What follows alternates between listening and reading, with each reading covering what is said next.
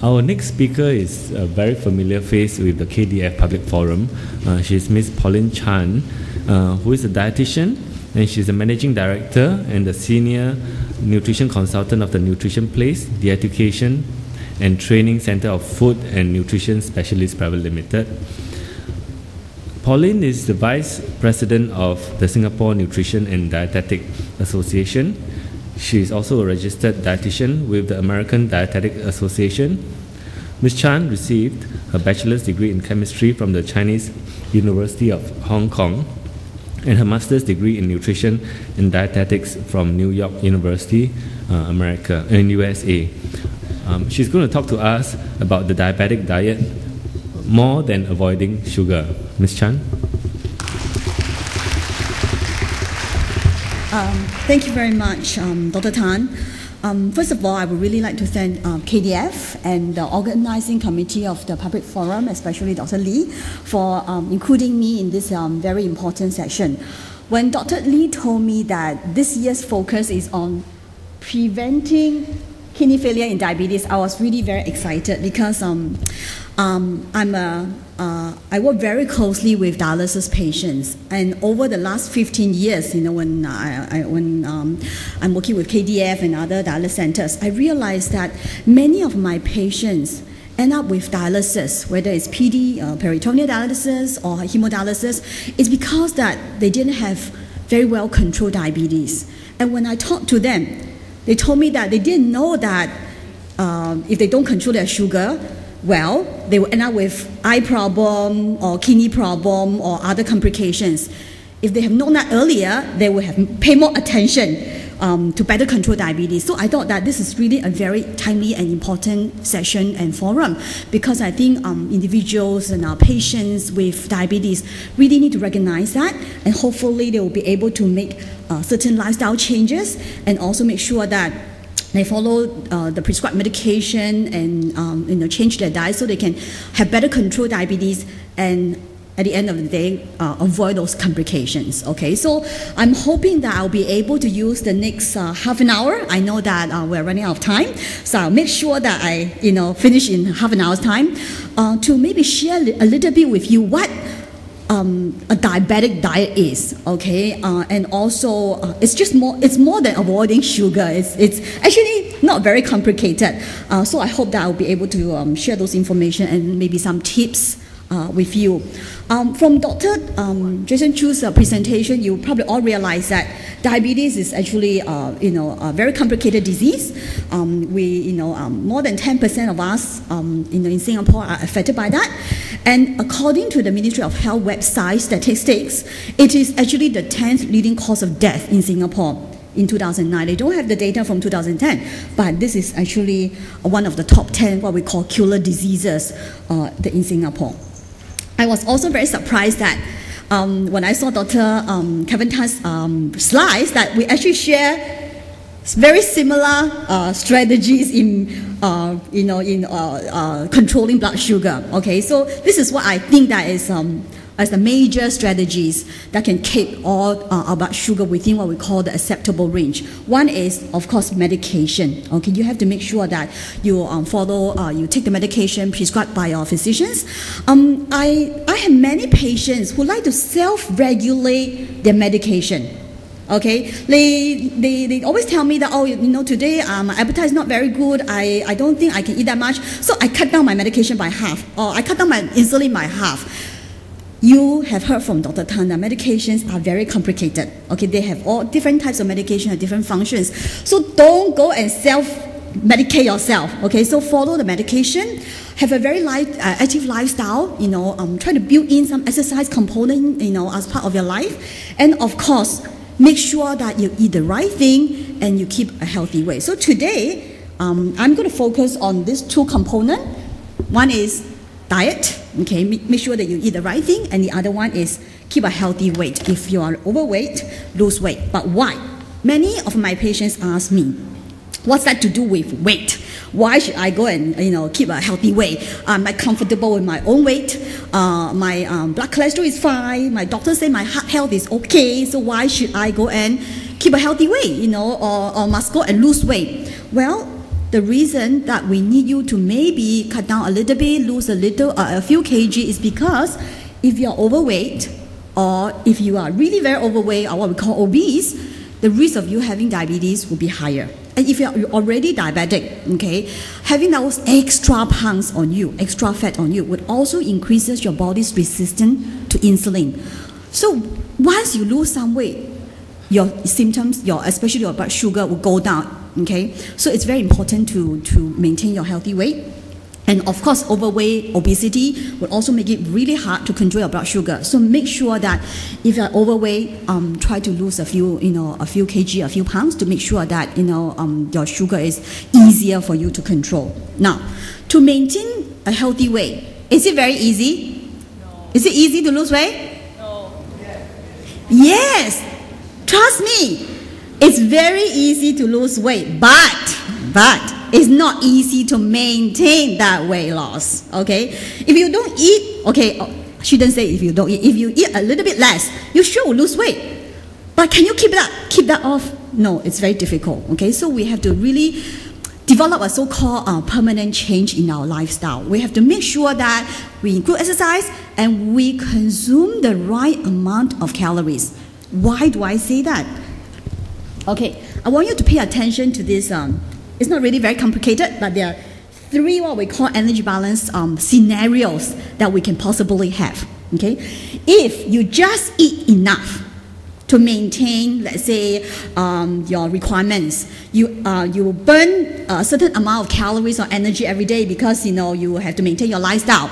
And if you just eat the right amount to meet that expenditure requirements, you are okay. Your weight will be very stable. You will not gain weight.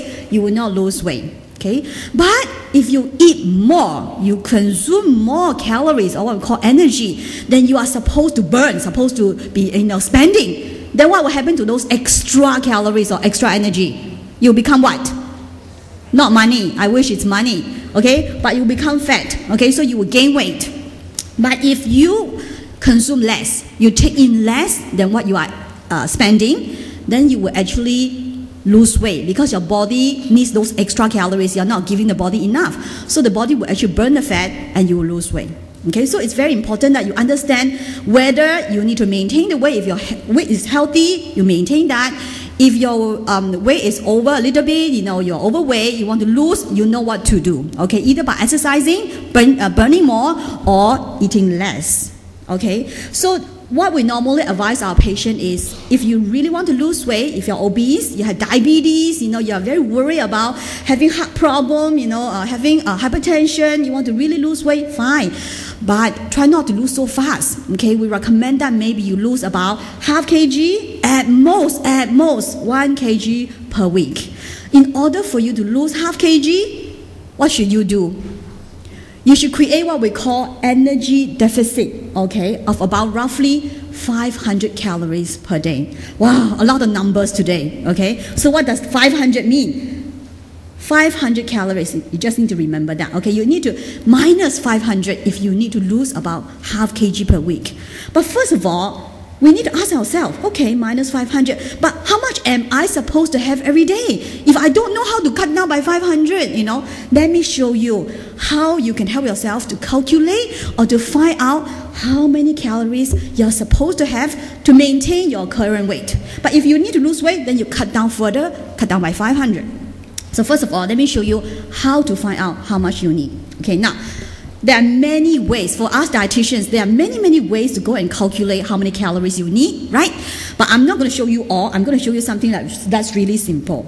I would like to introduce you to this website. It's a Health Promotion Board website. I have the website address here. How do I use the laser pointer? Okay, here. So it's www.hpb.gov.sg. You can go to this website and find this, what we call calorie calculator.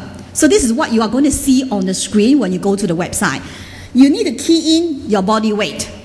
You have to. okay? Because the amount of calories that you are supposed to have really depends on what's your body weight. So you cannot lie, cannot say, oh, I think 10 years ago I was 60 kg, now I'm 70, but never mind, I want to use 60. No, you have to use your real body weight, okay? You have to also tell them whether you are, your gender, whether you're man or woman, okay? They must also tell them your age. Also don't lie, tell them the truth, okay? Then key in all this, select all this, and then they will also ask you what kind of job you have, okay? Why they want to know what kind of job you have? Because then they can guess what kind of activity that you have. For example, are you retired? You have very light activity job, which means that you sit in the office the whole day long, face the computer, you don't really get up and walk around, then of course you need less. But if let's say you have very heavy duty kind of job, you are working in the construction site, you are on the feet all the time, you carry heavy stuff, then of course you need more, okay? So that's why they ask you all these questions. So you have to choose, are you a retiree, what kind of job you have, and then finally they also ask you, are you a very active person? Do you exercise every day?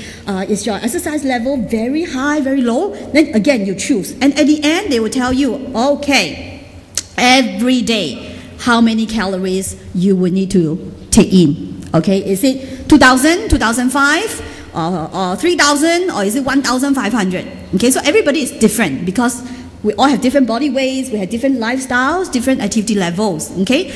But if you feel that, so troublesome, I don't know how to use computer, and it's very troublesome, I cannot go and do all this. Can you just tell me how many calories I need every day? There is also a way to do that, shortcut, okay? So I'm going to show you this table, okay? It's what we call the recommended dietary allowance for Singaporeans adult. They also tell you roughly, estimation only, okay?